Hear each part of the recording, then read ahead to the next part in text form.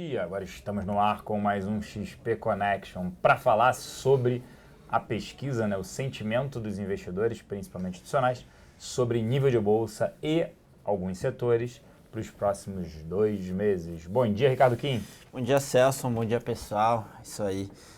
Falar um pouquinho da pesquisa, falar um pouquinho de mercado também, cenário político que está, enfim, muito em voga, né? Além da parte econômica, que a gente sabe que está indo muito mal. Mas já vai começar conversando da pesquisa para ter uma visão do que os investidores estão olhando em termos de bolsa e setores para frente. Mas, antes de qualquer coisa, bom dia para todo mundo. É isso aí. E aí, Gustavo Cruz? Bom dia. Bom dia a todos. Pois é, a gente preparou essa pesquisa, a gente vai apresentar os principais pontos. Todo mundo, se puder, dar aquele ok no chat para a gente ter certeza que está o som e a imagem tudo certo. E, por favor, mandem as perguntas o quanto antes, porque sempre tem um fluxo muito grande no final do programa, a gente tem que tentar acelerar, mas quanto antes mandarem, a gente consegue responder o máximo de perguntas. É isso aí, não perder tempo, a gente vai para a pesquisa, depois a gente tira as dúvidas, pode falar, BTG, tentar falar sobre o político, né, o dilema do prisioneiro ali, do próprio PT, né, entre salvar o mandato da presidente Dilma, que eu acho que ela tem uma dificuldade grande, e salvar o próprio PT. Qual eu diria, a gente viu ontem um Rui Falcão, presidente do partido, falando que ele acredita que tinham que votar pela cassação do Cunha.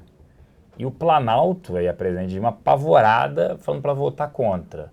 E aí, se votar contra, vários políticos do partido sairão, principalmente para ir para o Rede, da Marina, eles vão sair, que eles não concordam com isso, né? E os outros que ficarem para manter o mandato da Dilma, será que mesmo assim ela fica? Ela não cai no ano que vem? Então essa é a grande pergunta. Eu acho que é mais para salvar o partido do que para salvar a presidente Dilma. E aí, a minha opinião. Mas vamos lá, vamos para a pesquisa, depois a gente debate mais sobre isso. Pode botar na tela a pesquisa, Gustavo Cruz? Pode colocar na tela. A gente vai começar então mostrando a nossa pergunta sobre o que eles estão vendo para os próximos 2 meses sobre a Bolsa. A gente vai mostrar aqui principalmente, a gente tem na parte da esquerda a nossa pesquisa anterior, então era a expectativa entre os investidores institucionais, em amarelo, 23% deles acreditavam em alta para a Bolsa nos próximos 2 meses, 41% instabilidade e 36% em baixa. Estabilidade. Estabilidade. Estabilidade, né? É que eu entendi instabilidade. Eu falei estabilidade. É isso, estabilidade. Aí agora, à direita, a gente tem agora a nossa nova pesquisa. A expectativa em torno da Bolsa, então, piorou. Em amarelo, novamente, aqueles investidores que acreditam em alta para os próximos 2 meses. Como a gente vê, deu uma leve diminuída, passou de 23% para 21%. A estabilidade para os próximos 2 meses caiu de 41% para 37%. E a maior alta foi para a parte da baixa. Então, investidores com sentimento pior para os próximos 2 meses, 42% ante os 36% da pesquisa anterior. Então, no geral, os investidores institucionais estão mais pessimistas para os próximos 2 meses. Essa é a mensagem desse slide aqui, na comparação entre as duas pesquisas. Em seguida, a gente sempre pergunta 2 coisas, os setores preferidos, ou seja, aqueles que os investidores acreditam que têm as melhores perspectivas para os próximos 2 meses, e aqueles que eles têm um viés mais negativo. Aqui nesse slide a gente tem então uma comparação dos setores com melhores perspectivas, então os 5 setores preferidos da pesquisa de setembro e os da pesquisa de dezembro. O setor financeiro segue como o principal apontado pelos investidores institucionais. Vai ter um aumento, né? Há um ligeiro aumento de 72% para 74%. Em seguida, papel e celulose aparece novamente, também aumentou de 51% para 53%. Aí sim a gente teve uma inversão entre o setor elétrico, subiu uma bela subida de 26% para 37%, e o setor de cartões de créditos caiu de 33% para 26%. A novidade foi o setor de educação. Depois, se o Kim já quiser intervir, ou depois, quando eu terminar, dar uma comentada, o setor de educação volta a aparecer na nossa pesquisa como um dos setores preferidos dos investidores institucionais. E o Celso também, se quiser comentar depois, o setor elétrico deu uma bela avançada e o setor de cartão de crédito deu uma recuada. A nossa próxima parte é aqueles com maior rejeição. Então, analogamente ao slide anterior, a gente tem aqui os setores que os investidores institucionais eles querem ficar mais distantes. Na pesquisa anterior, o setor de petróleo era disparado, ou com maior rejeição, 62%. A gente vê que ele deu uma bela recuada para 37%. Isso porque o setor de consumo, que era apenas o quinto mais apontado como rejeição, agora ele subiu para o topo da pesquisa.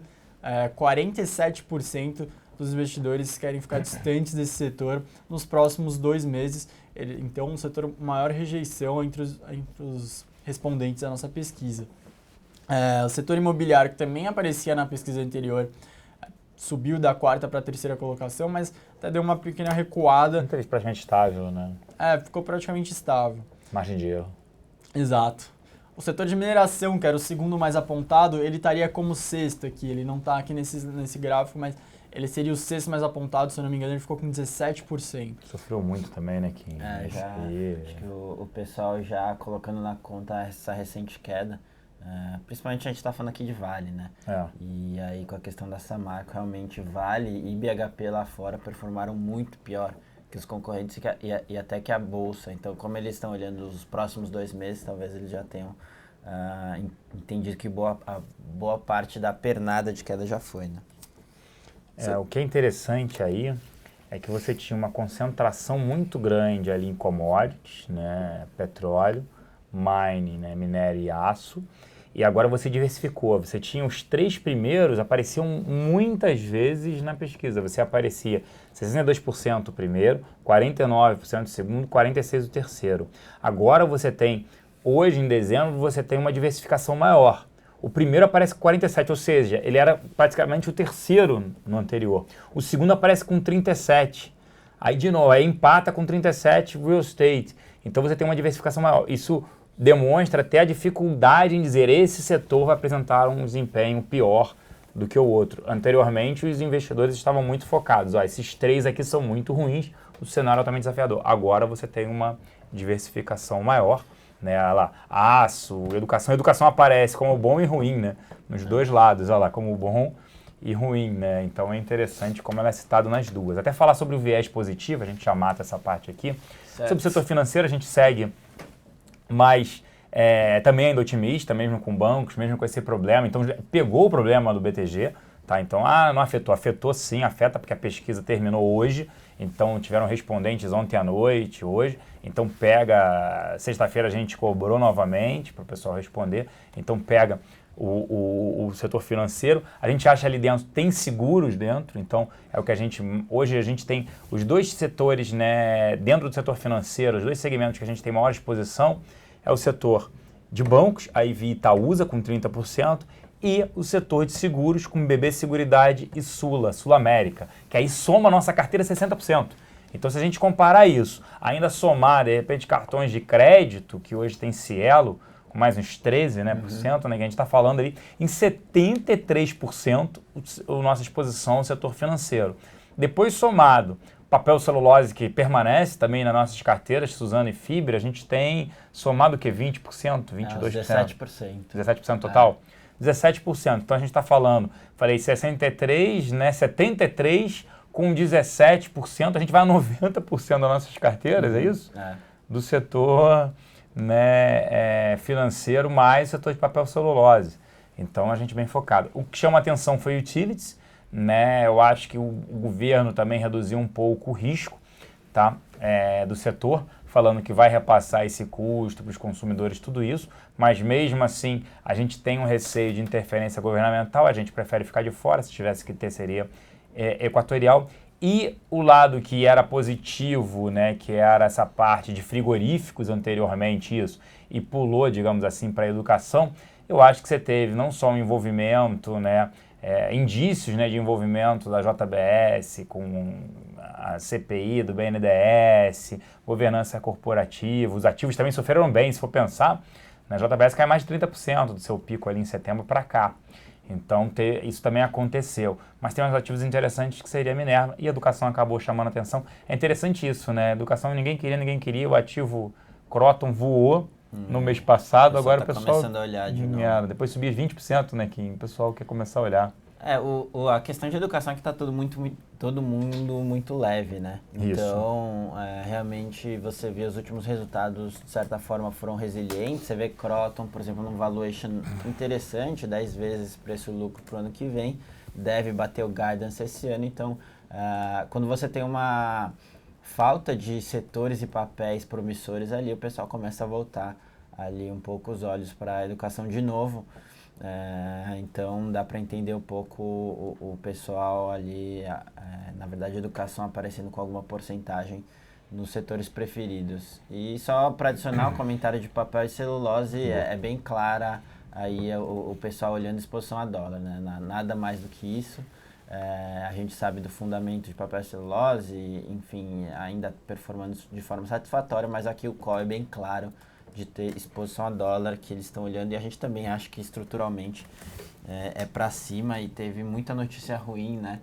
Você tem também possível aumento de juros lá fora, isso aí pode trazer e dar uma impulsionada ali no dólar.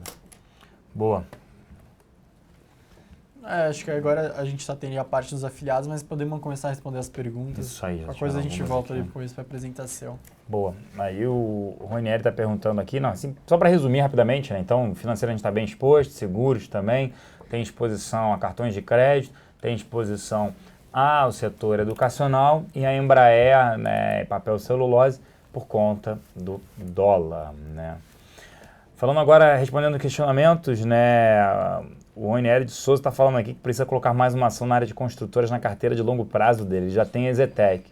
Precisa escolher entre Elbor e Direcional. As duas são boas empresas. A Direcional é focada, óbvio, no Minha Casa Minha Vida, né? Aquela faixa 1, que é até R$ 1.600, voltada para um nível bem baixo, digamos assim, de renda. É um patamar bem baixo, a MRV já está na faixa acima do que R$ 1.600. Ela consegue construir um empreendimento em 45 dias, é impressionante, não tem elevador, tudo mais, é como um caixotinho. A Elbor já é focada, obviamente, numa classe mais elevada. Eu gosto da gestão das duas, nível de valuation atrativo para as duas, né? A gente só não recomenda exposição no setor de real estate ainda mais se você tiver um aumento de taxa de juros no ano que vem, com essa recessão, confiança do consumidor. A gente já falou aqui que esse ano a gente projeta um PIB de menos 3,7% para o ano que vem, de queda de pelo menos 4%. Então, não entraria em nenhuma das duas, mas já que você quer, eu acho que eu iria para a Elbor, porque eu fico com medo do governo reduzir o Minha Casa Minha Vida 3, ele reduzir por falta de dinheiro. Está reduzido o Pronatec, está reduzindo tudo, porque não vai reduzir o Minha Casa Minha Vida 3, até por conta do receio de inadimplência. Então, se fosse olhar, eu olharia a Elbor. A gente só espera que você não, na sua carteira, não tenha muita concentração nesse setor, né? Eu preferia não tê-los. Porque realmente tá difícil em termos econômicos, então só fica aí, se for entrar também, se possível, entrar com proteção, né? Claro. Via derivativos ali, nada mais justo do que você fazer uma fence, algo nesse sentido, e comprar o papel junto. Então você se protege aí desse curto prazo realmente difícil para o setor. Aí teve uma pergunta da SMP, Celso e Kim, os preços da celulose na China continuam em queda, dado que você estava falando de Suzano e Fibra, né? Eles pararam de subir e começaram a apresentar alguma queda assim, nas últimas semanas, mas nada muito brusco. O que a gente deve ver para frente é estabilidade de preços lá no mercado, até as empresas comentando sobre isso, porque até então elas estavam conseguindo repassar preço, aumento de preço trimestre após trimestre. Agora a gente deve ver uma estabilidade, mas ainda, por enquanto, a gente está bem de olho nisso e olhando bem de perto, mas por enquanto a gente não está olhando uma inversão nesse sentido, e se tiver alguma coisa numa amplitude não tão grande.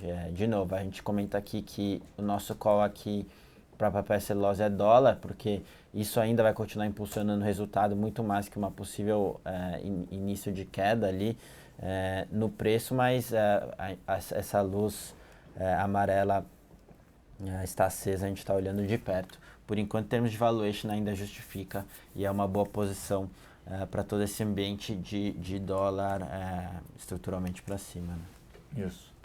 Para longo prazo, Embraer é R$30 negócio? O Rodrigo está aqui perguntando, né? A gente até gosta do ativo, né? Até negocia 12 vezes de lucro. A gente tem 7% na carteira. Não dá para ter uma posição muito grande. mas é um ativo interessante, uma gestão excelente, ainda acho ali, que ela pode ainda reportar bons resultados, crescer carteira, tudo isso, né? É isso aí. Teve um outro questionamento aqui. Qual ação deve apresentar melhor performance? Brasil Foods ou BB Seguridade? Para a gente, BB Seguridade. Negocia 12 vezes lucro, Brasil Foods 16 vezes lucro. Vou falar depois até das aquisições, né, que tiveram perguntas sobre isso. Brasil Foods, qual o maior problema dela? No mercado doméstico, 50% da receita dela vem do mercado doméstico, você teve uma queda muito grande do EBIT, né, o lucro aí... não depreciação, o resultado operacional, mas não depreciação. Então, esse lucro operacional, ele caiu 50%, porque ela não repassou custos para os clientes, ela quis ganhar market share. Fora isso, a população está trocando os pratos prontos, né? Aí, vamos lá, lasanha, pizza, tudo isso, por produtos in natura. Dá até fome, né? Falar sobre isso agora. Por produtos in natura. Então, a margem é menor da companhia. E ela afirmou que o quarto trimestre ela permaneceria fazendo a mesma estratégia, de ganhar market share ao invés de privilegiar margem. Fora isso, a estratégia de voltar com alguns produtos com a marca Perdigão, que foi permitido ali pelo CAD, ela está baixando o preço dos produtos da Perdigão. Quem conhece a Sadia e Perdigão sabe que a qualidade é a mesma. Por que você vai comprar Sadia? Você compra Perdigão. Então ela pode canibalizar um pouco esse mercado. Eu fico com receio. E essas compras lá fora foram caras. Foi um valor elevado, quase 500 milhões de dólares, um valor elevado para a companhia. Eu acho que ela deveria estar focada mais no mercado doméstico, é óbvio, ela está olhando expansão, tudo isso, mas não recomendaria o ativo, inclusive faz parte, um percentual hoje pequeno, 10% da nossa carteira short. BB Seguridade, a gente já vê ali, é uma proteção à inflação e à taxa de juros. Quando a gente fala em inflação, se estiver alta da inflação, pode ser que o governo, o Banco Central venha com uma elevação de juros, então você está protegido ali. Por que isso? Porque ele pega o prêmio e aplica em taxa de juros. Então, quanto maior os juros, maior você tem o seu crescimento de top line de um ano para o outro. Fora isso, a gente está vendo uma queda no sinistro, né? Com o próprio problema econômico, as pessoas andam menos de carro, você tem uma redução no sinistro, mas as pessoas não deixam de fazer seguros. Por quê? Porque ela sabe que é o patrimônio dela, por isso que a gente fala até de fazer FENS, proteção no Ibovespa, que é o patrimônio de vocês também. As ações representam um patrimônio. A gente faz seguro de vida, seguro de carro, seguro de tudo. E não faz a FENS, não faz a proteção que a gente recomendou o ano inteiro. Nossas carteiras, no mês de novembro, elas tiveram um rendimento 4 pontos percentuais acima do Ibovespa. Com a FENS, mais 2, ou seja, 6. E avisa, certo? A gente até mostra um estudo para os clientes, mostrando o valor que a gente consegue agregar com esse tipo de estrutura, né? A gente mostra que desde 2010 a bolsa performou mal, as nossas carteiras performaram acima, mas se o cliente tivesse feito as nossas carteiras mais a proteção, né? Enfim, a cada 3 meses renovando a proteção, você teria performado muito melhor. É bem interessante esse histórico e num momento em que a gente não está muito otimista com a bolsa, é uma estratégia realmente muito interessante. Até o Luiz está perguntando, Kim, você poderia explicar um pouco como funciona a operação de FENS, que é a famosa cerca em português? Só explicar de uma forma simples e rapidamente e dando o exemplo de um papel, por exemplo, Ambev. Quando você faz uma FENS em Ambev, no operacional você está vendendo uma call fora do dinheiro e comprando put spread no dinheiro, mas isso não importa. O que importa é que você escolhe um vencimento, digamos 6 meses, dentro desse vencimento você vai ter, se você fizer essa estrutura a custo zero, que é o que a gente geralmente recomenda, você define um intervalo de alta para o papel, então naquele determinado intervalo você continua participando normalmente da alta do papel, obviamente você tem um teto ali, a partir dali você está travado nesse lucro máximo, mas em contrapartida, que é a parte interessante, você ficar protegido num intervalo também. Então, digamos, sei lá, daqui 5 meses é uma valorização de 7% e uma proteção de 7%. Então, se o papel nesse intervalo cair 7%, você não perde nada porque você tem essa proteção. É um pouco assim que funciona. A gente envia para os nossos clientes uma tabela com vários ativos, vários vencimentos e todos os intervalos de proteção e alta das FENSes a custo zero. Bem interessante. Boa, Kim. Tem uma pergunta aqui para o Gustavo. Gustavo, no basicão, o que sustenta a inflação é demanda. Pergunta com o povo quebrando, como sustentar isso? Minha opinião é que a expectativa é que a inflação vai cair. Pois é, esse ano a gente teve um repasse muito grande dos custos para o consumidor, mas acho que o que subiu muito nos últimos anos, muito ruim para a nossa economia, inclusive, foi essa indexação da inflação. É uma inércia que cresceu muito, inércia inflacionária. Ou seja, a gente vai virar o ano, vai ter reajuste para Deus e o mundo, então isso já puxa os preços, por esse simples reajuste já gera uma inércia que vai subir de qualquer forma, e isso cresceu muito nos últimos anos. Muitos contratos são indexados à inflação passada, então vira o ano, a inflação do ano anterior tem que reajustar o contrato à inflação, tem que reajustar salário à inflação do ano anterior, então isso vai puxando sempre o ano seguinte, acaba trazendo a inflação do ano passado para esse, e puxa um pouco os preços para cima. Mesmo com a demanda mais fraca, a gente não viu ao longo desse ano, principalmente parte de serviços, assim, segurar um pouco a inflação, deixar de repassar. A gente acha que isso sim no ano que vem vai começar um pouco a ocorrer, mas isso ainda não aconteceu nesse ano, talvez por isso da inflação ter disparado tão forte. Mas com certeza no ano que vem a gente vai ter uma inflação menor, espero, né? Num cenário alternativo seria o país colapsar muito mais para que não ocorra isso. Mas o que justifica, mesmo com essa demanda mais fraca, é principalmente essa inércia inflacionária cada vez maior ao longo dos últimos anos. Boa. Vamos lá, o setor sucroalcooleiro, deixa eu ver se essa aqui é a pergunta. Não, teve outra aqui antes. Vocês acreditam na recriação dessa péssima CPMF no ano que vem? Hoje foi definido no relator do projeto. Eu acho difícil a SMP passar a CPMF. Concorda? Bem complicado, eu acho. E infelizmente a gente já estava até vendo, né, que demora muito. Então, nada foi discutido até agora sobre a CPMF. Se for aprovado, deve demorar o quê? Pelo menos 3 meses de trâmite no Congresso para ser aprovada. Para aí depois passar para aquela noventena que aprovou, ficar mais 90 dias para começar a ser implementada. Ou seja, cada vez encurtando mais o prazo para ela ter um efeito positivo para a economia. Isso, para a economia e para o governo, né? Para o governo. E o governo ele já está pensando no plano B, porque ele sabe que vai ser difícil aprovar e está falando muito na CID já, né? Até o Levi comentou. Já flexibilizou, né, o discurso dele. Antes mais fácil, a CID não precisa do Congresso para aprovar. Né? O imposto já existe, você só eleva a alíquota. Quando você tem a volta de um imposto, a criação do imposto, você precisa passar no Congresso, aí demora mais. E aí a gente fala de São Martin, que é justamente esse cenário. Né? Como a gente acredita que a CID virá, você tende a impulsionar o setor, o agronegócio e aí o setor de etanol e açúcar. Açúcar já vem subindo o preço, principalmente, né, é cíclico, commodity, nesse caso agrícola, quando o preço está embaixo, todo mundo para de produzir e aí o preço começa a subir pelo crescimento orgânico, aí o pessoal volta à produção. Aqui no Brasil, lá atrás, a gente teve investimento no Proálcool, esqueceu-se, isso não valia a pena por conta da interferência governamental. Quando o governo, desde 2010 até final de 2014, represou os preços, e isso impactou também o preço de combustíveis, subsidiou combustíveis e aí soltou o preço no final do ano passado e esse ano, e aí gera inflação, né? Essa inflação também é não só pela demanda, mas pelo represamento de preços de energia. Lembrando que o nosso presidente foi na televisão falar que o preço da energia cairia em 2012. Represou preço, subsidiou, combustíveis também, teve que soltar. E aí o álcool ficou atrativo novamente, o etanol, e acho interessante São Martinho, principalmente pela gestão da companhia. A pergunta da SMP que me fizeram numa palestra que eu dei ontem para 106 pessoas aqui, né, para assessores novos da XP, e ele perguntou assim, a previsão para o Ibovespa no ano que vem é de continuar em ritmo de queda. Ele afirmou, né? Numa situação dessas, os bancos devem cair menos que o Ibovespa, mas continuar caindo, concorda? E me perguntaram assim, final do ano que vem, qual é a nossa projeção? Eu falei, não tenho a mínima ideia, não tem nem projeção. Não tenho a mínima ideia, não sei nem final desse mês. Mas não, gente, brincando. Final desse mês a gente já falava que final do ano deveria ficar entre 44 e 48 mil pontos, está lá, né? Chegou a atingir 48, voltou tudo, voltou bem. Para final do ano que vem fica muito difícil, porque depende do político. Se a gente tiver, você pode ter impeachment no ano que vem, pra gente tem 70%, pelo menos na minha opinião, 70% de probabilidade de impeachment no ano que vem, dela cair ano que vem. Ela não vai até o final de 2018. Então, a economia vai piorando de tal maneira que também vai expulsar ela, e os políticos também.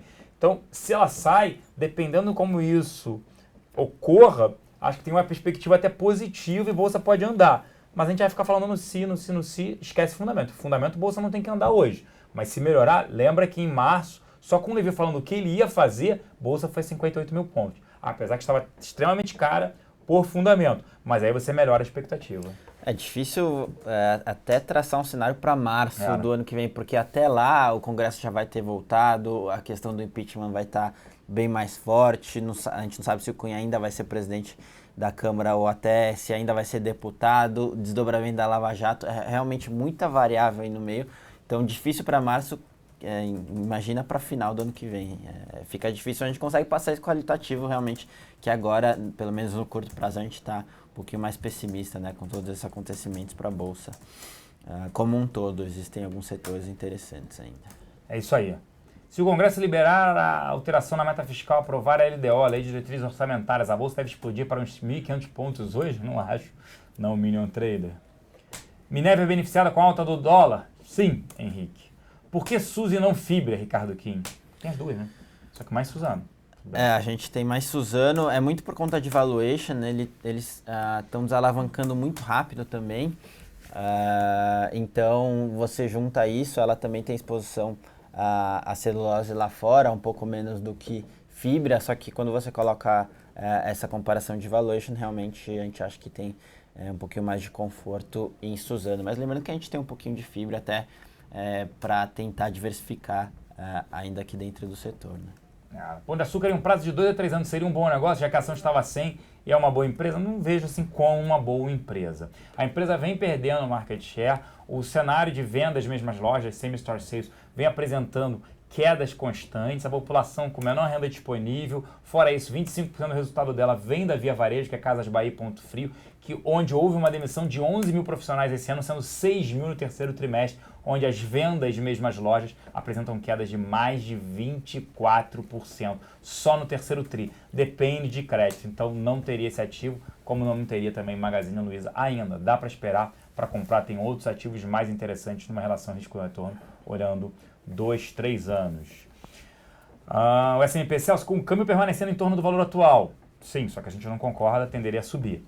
Embraer não teria muito upside para o ano que vem? Concordo? Não concordo. A S&P está 12 vezes lucro, ainda é atrativo. Tende a aumentar o backlog, ou seja, suas encomendas, fora que a gente acha que o dólar tende a subir no ano que vem. O minério de ferro, se continuar essa queda, poderia ocorrer a formação de um cartel mundial para segurar o preço? Do jeito que estão, vão todas morrerem de mãos dadas. O bicuda que traçando um cenário altamente problemático, hein, Ricardo? Catastrófico aqui. Não, realmente o que a gente tem que lembrar é que tem um aumento de produção já contratado, né? A gente sabe que tanto Vale, BHP e Rio Tinto já tem uma expansão contratada, você não consegue parar um programa ali de expansão de uma hora para outra. E de novo, a gestão de uma empresa ela está olhando muito mais do que o próximo ano, próximos 2 anos, mas sim daqui 10 anos. Eles querem tornar a empresa rentável e perene. Então, olhando isso, é difícil ver você...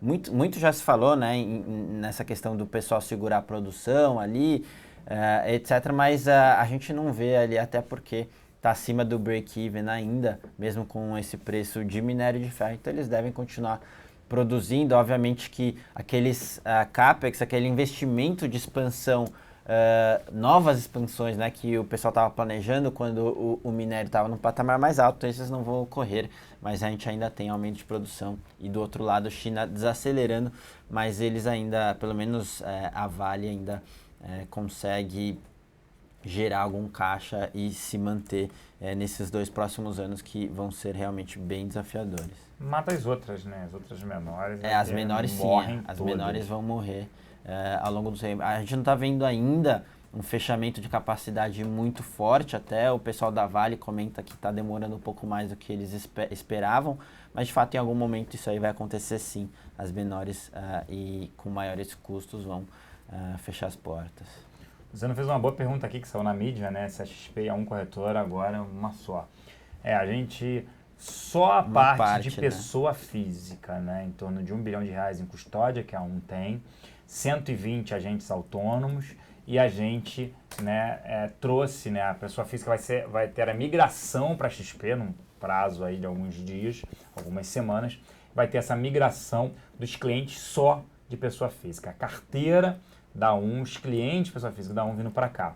E até teve aqui o O Minion Trader falando, parabéns para XP pela compra da Investimentos. Eu, como cliente, fico tranquilo com o crescimento e estabilidade da empresa, ainda mais em um momento de quebra de várias corretoras. Nós estamos hiper saudáveis, nós temos um caixa, eu diria, enorme hoje, né? Nós geramos um lucro. O lucro esse ano vai ser recorde por esse cenário, ajudando o brasileiro a investir melhor. Chega a ser um absurdo deixar o dinheiro na poupança, não consigo mais falar a palavra poupança, porque isso é perda de renda, né? 7,5% ao ano, eu nem calculo mais. Quando é que tá? 7, 7,5? Poupança? É. Também não sei de Por cabeça. aí. Não sabe, quer dizer, nessa base. Você tem juros a 14,25, inflação acima de 10, e hoje você tem CDBs com oportunidade de entre 18, 19 até 20% muitas das vezes. Fora isso, a gente sempre recomenda aqui proteção à inflação. Então, se a inflação é 12, você ainda consegue uma debênture incentivada IPCA mais 5, 6, sem IR, você pode ganhar 20%. Tem que buscar sempre. Eu sempre tenho isso em mente, é 5% de retorno real. O que é 5% de retorno real, Celso? É a diferença entre o que você tem da sua taxa de retorno e a inflação. Então, quando a gente tinha, alguns anos atrás, os juros, a taxa Selic é 7,25, era muito difícil conseguir 5%, né, Kim? A inflação não estava 2,25. Então, você tinha que buscar até operações com maior risco, para ter um maior retorno. Agora, entre aspas, está muito fácil conseguir 5% de ganho real. Digamos que a inflação esteja 12%. Você consegue CDBs, debêntures incentivadas, com um ganho de 18, 19, 20. Então, essa diferença é a sua renda, né, o seu retorno real. Então, tá sim valendo a pena, né? Não, agora a palavra é investir, não consumir. Com relação a esse comentário de como a gente está saudável, é que a gente está vendo muita corretora mal das pernas porque eles estão focados somente em renda variável. Ali realmente o volume caiu bastante, mas o pessoal tem que lembrar que a gente é mais que isso, né? Um shopping financeiro. De novo, a gente bate muito na tecla que agora o momento é de renda fixa, a gente comenta bastante de empresas, recomenda alguns setores até para alguns perfis um pouco mais arrojados ali, ainda assim com proteção, mas a gente tem que aproveitar essa taxa de juros num patamar alto. Tem muita coisa para fazer no portfólio de renda fixa, né? Alocar em pré, pós, como o Celso falou, também debênture incentivada. Então, por isso que a gente tem crescido bastante. De novo, a nossa plataforma é muito intuitiva ali, você consegue filtrar por performance, por rentabilidade, por carência, liquidez, e consegue comparar diversos produtos, né? Enquanto no banco você tem um produto só, e por isso o nosso lema aí de desbancarização daqui para frente. Nós aqui, dá para abrir um espaço para nós comprarmos algumas XPI ON? Que isso, né? A empresa é fechada, né? O capital é fechado. Os investidores, você tem a Atix com pouco mais de 10%, que é um fundo de private equity, né, londrino, e você tem a DIA, General Atlantic, que tem 30%, pouco mais de 30%, que é um fundo de private equity norte-americano. O restante são dos sócios, fundadores e profissionais da XP. Será que a longo prazo os resultados das seguradoras não poderão ser afetadas, né, pelo enfraquecimento da economia, visto que as pessoas vão cortar seguros quando o cinto apertar? sempre, mesmo em momentos de crise, não é isso que a gente vê. A pessoa deixa de utilizar o carro. Eu fiz essa pergunta até para meu empregado. Você vai deixar de pagar o seguro? Não, o seguro não posso deixar de pagar, mas eu vou deixar de sair com o carro. Aí você fala, peraí, era melhor vender o carro, né? Aí eu falei para ela, é melhor vender. Ela, não, eu não posso ficar sem carro. Por quê? Mas você não vai usar. Não, mas é o carro, né? Então, é aquilo, por que comprou carro? Não deveria nem tê-lo, mas... Decorar a garagem. Ela vai deixar lá. E lavar todo domingo, né? Tira da garagem, lava e põe. Ainda gasta água. Gasta água, né? É fogo. CEMIG está em um bom preço-lucro. Por que está caindo assim tanto? Ela perdeu, né? O STJ, Superior Tribunal de Justiça, determinou aquela Miranda Jaguara São Simão, que representa 40% da energia gerada por ela, não volte para ela, né? Ela estava brigando pela renovação automática, volte para o governo. Fora isso, interferência governamental, a gente segue não recomendando ainda o ativo. O Uber perguntou aqui, né? Coitado do Uber, se estiver em Porto Alegre, pô, deu uma porrada. Precisa tomar cuidado. A bancada do PT está dividida em relação a apoiar Eduardo Cunha. Sim, os deputados que estão contra ameaçam a deixar o partido. Isso poderia forçar o PT a ir contra Eduardo Cunha para não perder a sustentação do partido na Câmara? Sim, comentei sobre isso no Face. É o dilema, até eu acho que citei bem isso, dilema do prisioneiro. O Rui Falcão, a gente falou isso no início, só para terminar, passar rapidamente, que a gente já estourou o tempo. O Rui Falcão falou, votem contra, né, votem a favor da cassação dele. E os deputados que estão pensando em votar se o PT votar contra, como que é o Planalto, ele tenta salvar a Dilma. Se ele votar a favor, ele tenta salvar o PT. Acho eu que, se ele tenta salvar a Dilma, vários políticos vão sair do PT, e mesmo assim você vai ter um impeachment postergado, abertura, mas jogando para frente. Se ele tenta salvar o partido, ele caça o Cunha. É isso? É isso.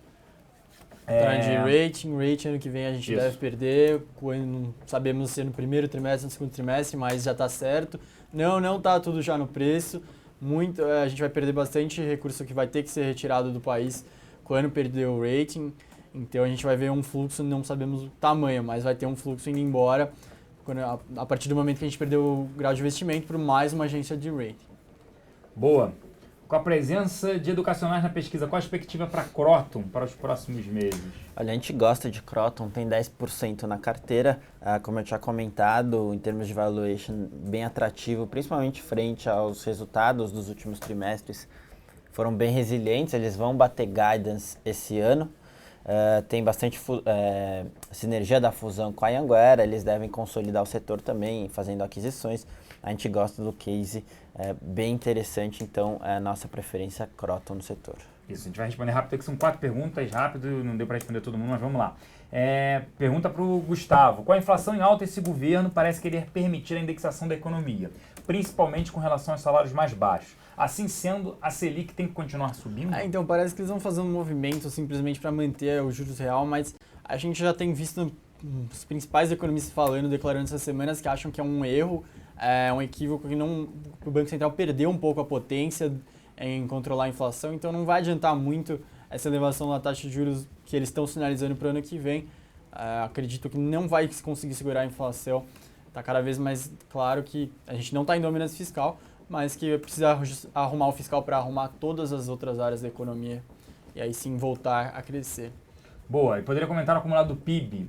E qual seria o resultado necessário para se cumprir as expectativas? Do PIB, o PIB veio um pouco pior do que o esperado, principalmente porque teve revisão dos trimestres anteriores, então isso já atrapalha na hora dos analistas fazerem suas projeções. É uma mudança simples, mas já atrapalha bastante. Todos os setores estão caindo, então mostrando que a gente está numa depressão, a economia não recuava tão forte por um período tão seguido. Acho que desde que começou a ser mensurado, desde 30 não vi algo tão forte. E como todos os setores estão caindo, acho que só a extrativa subiu, mas a extrativa não é suficiente para fazer o país crescer. Isso mostra que ainda a gente está longe de sair do fundo do poço. É sempre isso, quando está recuperando, alguns setores recuperam antes dos outros, mas como todos estão caindo, então não estamos saindo do fim da crise. Isso, está longe do fundo do poço. Até porque você teve ano passado demissão na indústria e construção civil, o varejo absorvia, esse ano o varejo mandando embora, porque não tem como absorver isso. O começo de 2016 vai ser um começo com muitas demissões.